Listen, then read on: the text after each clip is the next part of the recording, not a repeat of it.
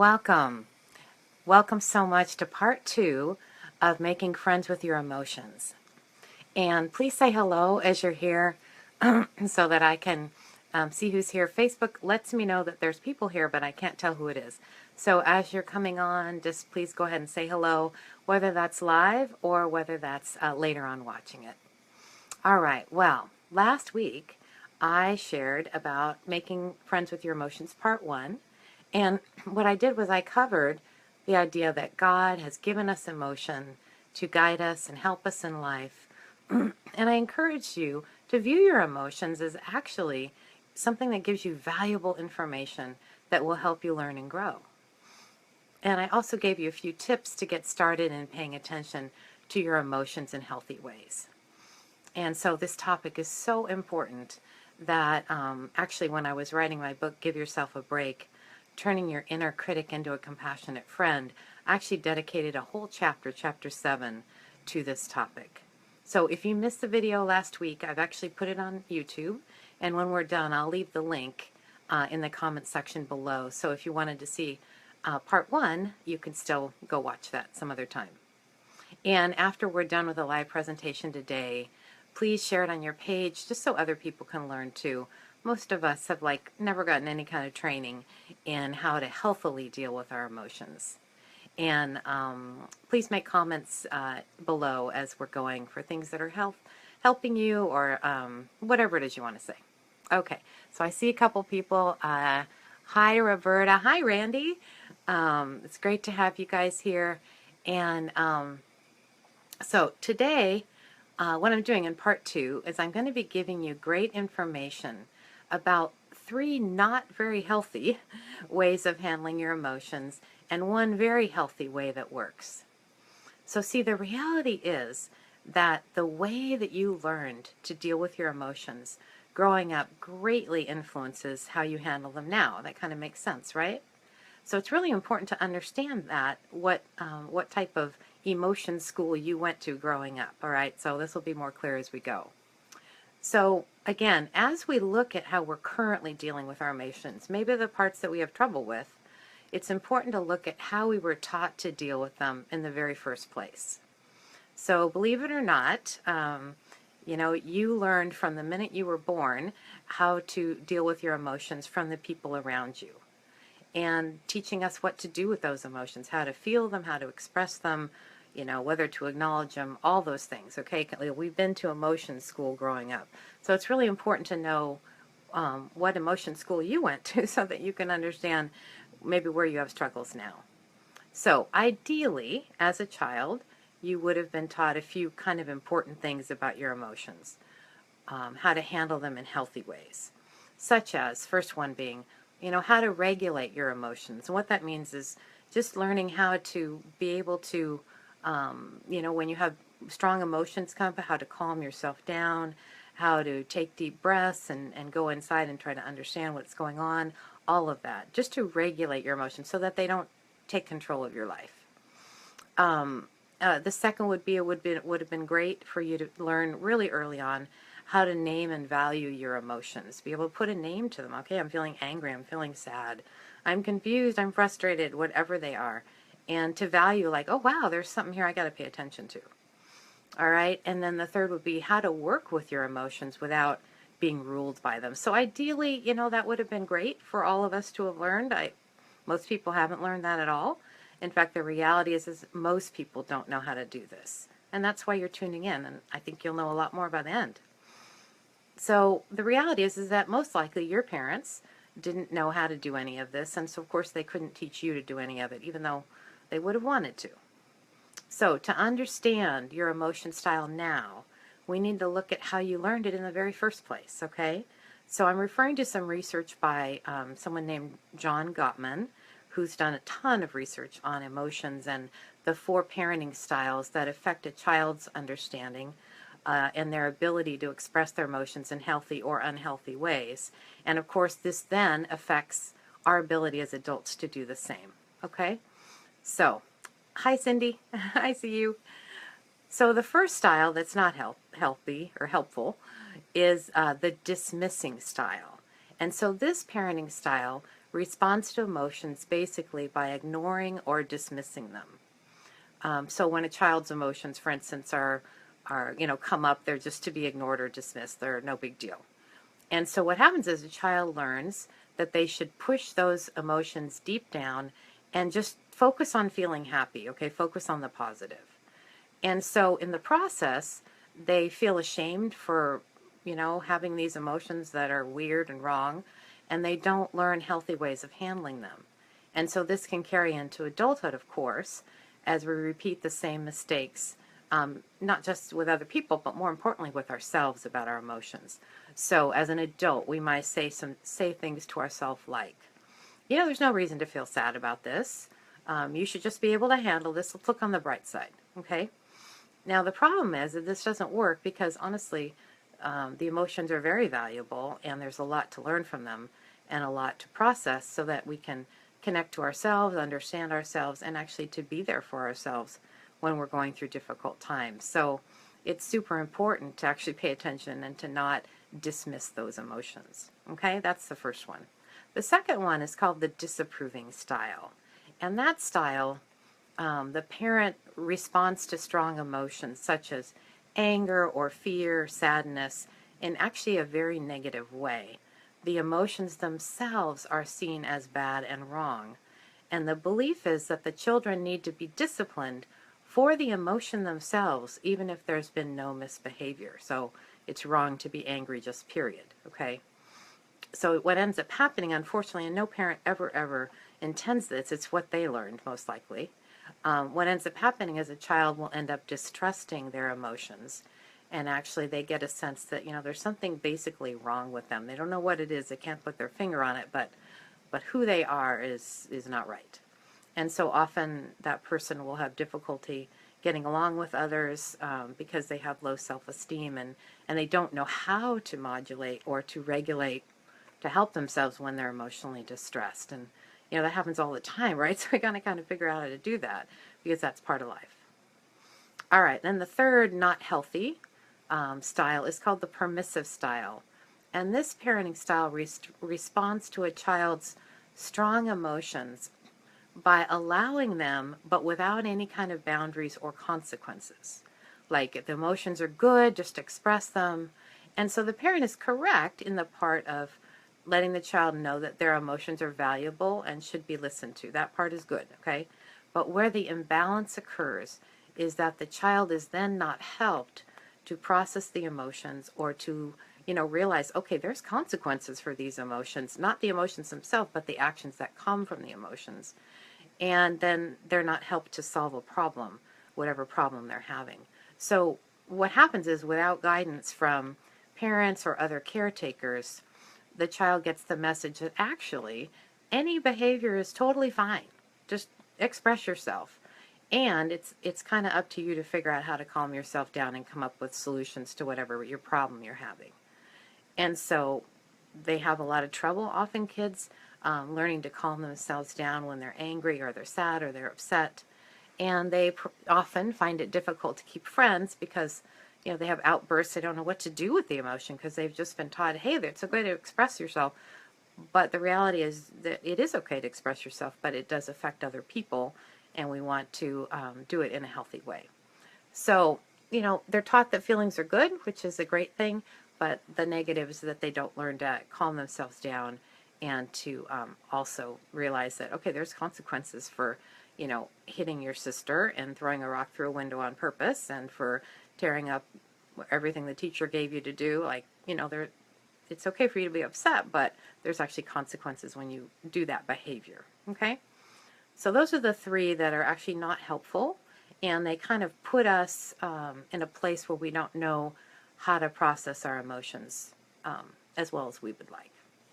All right, so the healthy one is called the emotion coaching style, and this parenting, and again, we're going to actually apply it to ourselves as people.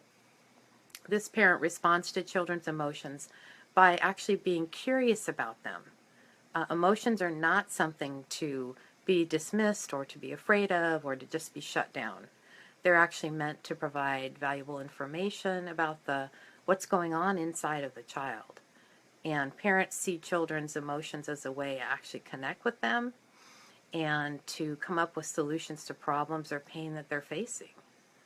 So by entering the world of the child and through their emotions, the child will be able to, understand and connect and see and help the child like work with their emotions and calm themselves down and express their needs in healthy ways, not in ways that are going to get them in trouble. And so ideally what will happen is over time the children will learn actually to comfort themselves in the way that their parents have comforted them. And so they learn to accept their feelings, but they also realize, hey, I have to control my behavior as well. I want to be able to do both. So the reason that I'm sharing this with you, you're like, wait, this is not a parenting class. I didn't tune in for this. But the reason is that it's super important for you to know what kind of emotion style you grew up with. Because the reason it's important is because almost for sure, that is the way that you're treating your own emotions now. So it's super important for you to know what those are and for you to get a glimpse, anyway, of the positive way, the emotion coaching way to respond to emotions and behavior so that you can do that now, even if you didn't learn it growing up. Because, see, ultimately the goal is to learn to be that kind of friend to yourself about your emotions. And so hearing these descriptions, hearing the 3 unhealthy ways, the ways that didn't handle your emotions well, it's probably pretty distressing, especially if some light bulbs are clicking and you're like, okay, I didn't really realize that. And then there'll be one unhealthy way, one healthy way, to think, wow, I really wish that I had been treated that way. I wish my emotions had been treated that way. So that'll probably bring up a mixture of feelings. And so, you might be thinking, gosh, it would have been wonderful to have the emotion coaching.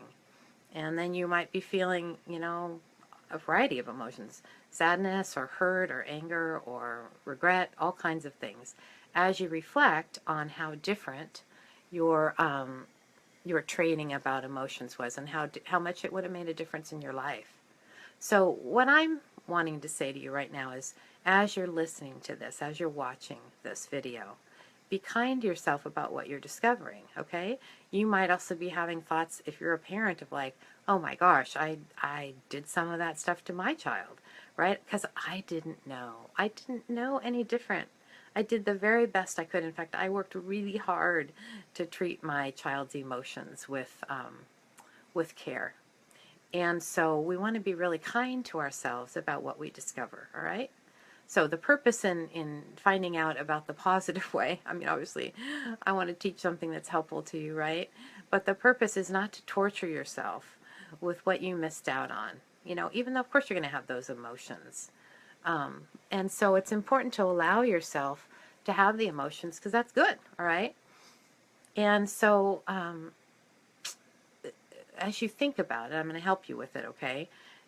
Those of you who know me know that I write and I blog and I speak about being compassionate with yourself in whatever you're going through. So I'd like to do that right now about this, about what you're learning, okay? So I'm just going to say some things, honestly, that I might say to myself, and that this would be an example to you of an emotion coaching way that you could talk to yourself about. Today it's going to be about what you're learning about emotions, and it might be about your own regrets of not having gotten a healthy way yourself, or your regrets about being a parent and wishing that you had been able to pass on to your children something that of course you didn't know, so how could you? But that doesn't mean that you won't feel regret. Okay, so I'm going to say some statements, self-compassionate statements that I'm hoping will help you. All right, so I have a ton of emotions right now. In fact, I have so many, I don't even know what they are. And some of them that are coming through, I don't even want to know what they are. And I feel a lot, and I realize that I wasn't taught a healthy way to handle my emotions. And I didn't realize till now, maybe, how much I missed out on. And how much it's made my life harder, or maybe even how much it made me being a parent harder. And honestly, I have every reason to feel sad and angry and confused and discouraged. And so there's reasons I feel that way, right? I have new information. I have words for things that maybe I didn't have before. And with the words, with the understanding comes some feelings. So I'm going to let myself have these feelings because they're valid and they're honoring to myself and what I've been through. And I also feel a little tiny spark of hope that I can learn to respond to my emotions in the kind and compassionate way that I wish that I'd had growing up. And I'm starting that right now. And so for those of you that are parents that might be thinking, oh my gosh, I wish I didn't know I was being dismissing or permissive or disapproving. I had no idea. I was just using whatever I had in my toolbox. And what I would say to you is, of course, you're going to feel some regret. You're going to wish that you knew all of this. Number one, that you experienced it as a child. Number two, that you just instinctually knew what to do to pass that on to your children. And so, of course, you're going to feel regret about that. And that's normal. And the reason you feel regret is honestly because you're a wonderful person who loves your children, who wishes you could have done more. And I would also say, I would just let yourself feel bad about it, not bad about you as a person. You can't do something you don't know. You can't pass on something that you never had. And the fact that you're here, that you're learning, is exactly the most wonderful thing. You know how many people do not take the time to continue to grow throughout their life? Most people grow emotionally. So it's not too late. It might look different for other people. I don't want to offer a suggestion that might not be right for you, but there's, who knows if you felt like it was right, if you even wanted to share this video with a child of yours that you feel some regret over the way that you handled their emotions because you did not know any better. Maybe even share this and say, hey, I realized some stuff and I am so sorry. What I wish I had done was this, or what I wish I had known was this. And would you forgive me? And maybe we can learn a new way of relating to each other emotionally. So that might not be exactly perfect for your situation. So I'm not telling you to go out and do that, but just to realize that it's not too late, to be able to acknowledge it later is hugely healing, hugely healing.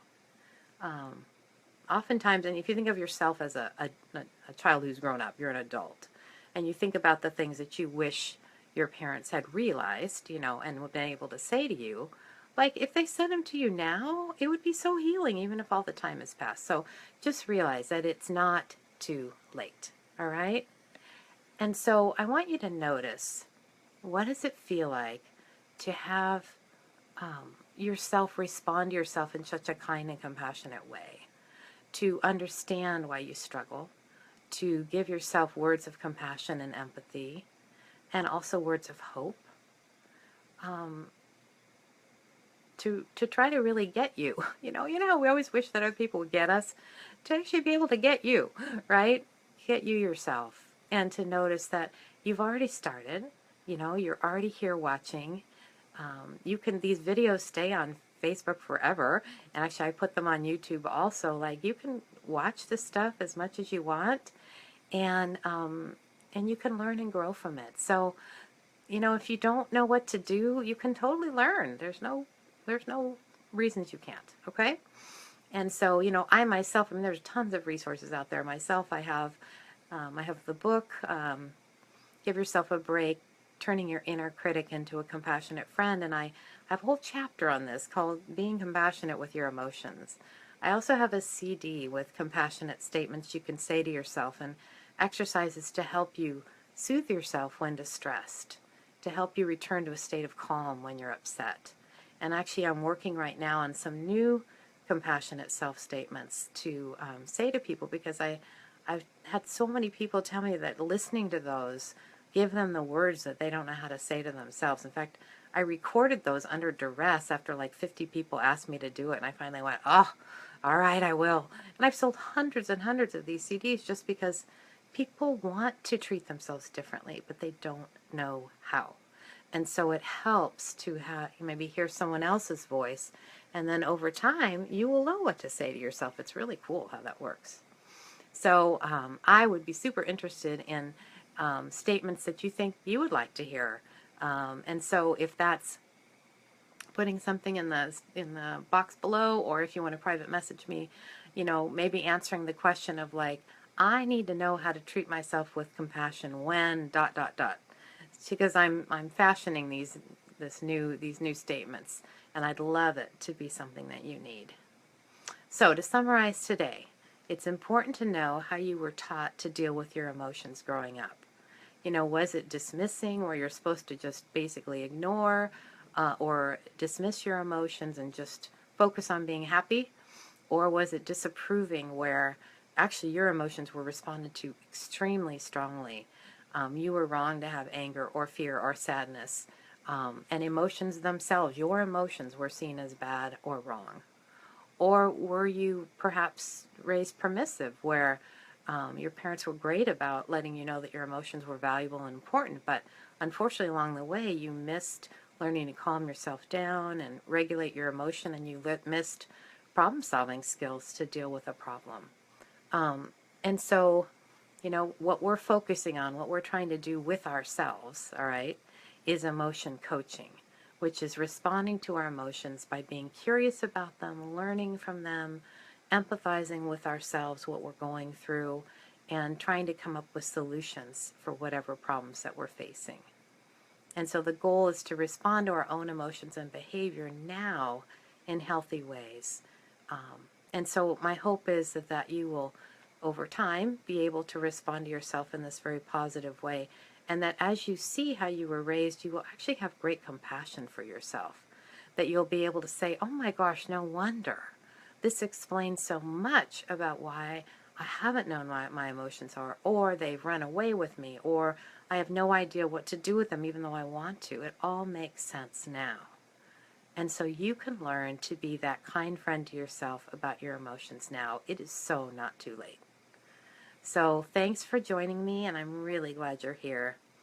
And I see several people leaving comments, Betty and Cindy and Leslie and Brittany and Roberta, and I appreciate it so much. And those of you that will be watching as well, please leave comments in the box, what was helpful for you, and please share it on your page, because honestly, everyone is just like us, right?